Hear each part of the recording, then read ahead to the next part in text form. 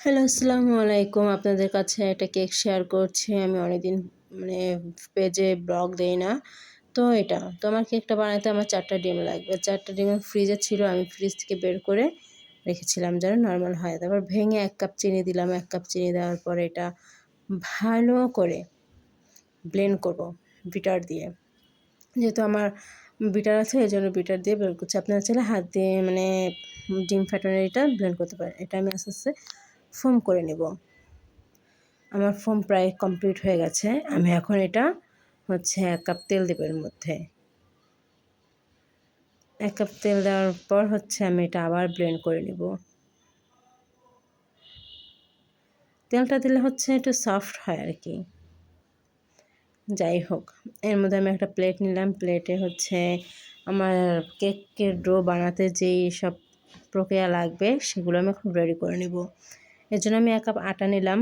যেই কাপ দিয়ে আমি চিনি মেপেছি সেই কাপ দিয়ে। তারপর বেকিং পাউডার দিলাম ১ চামচ। কোকো পাউডার আমি ২ চামচ দিলাম। এখন এটা আমি চেলে নিব। চালা হয়ে গেছে। আমি এখন যখন আমি ফোম বানাচ্ছিলাম তখন লবণ দিতে ভুলে গেছি। তাই এখন লবণ দিলাম।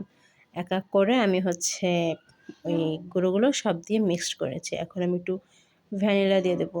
এবার আমি কেকের ডোটা রেডি করার জন্য একটা বাটিতে আমি সমান করে কাগজ কেটে নিলাম। কাগজ কেটে নিয়ে তেল লাগিয়ে কেকটা বাটিতে ঢেলে দিলাম।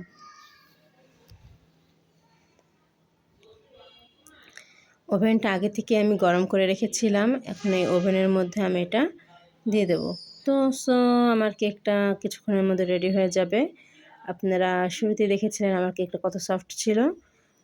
চাইলে আপনারা বাসায় বানাতে পারেন। আর বানানোর পর আমাকে অবশ্যই কমেন্ট করে জানাবেন কেমন হয়েছে। তো এই ছিল আমার প্রথম ব্লগ। আশা করি আপনাদের কাছে ভালো লাগবে। আসসালামু আলাইকুম।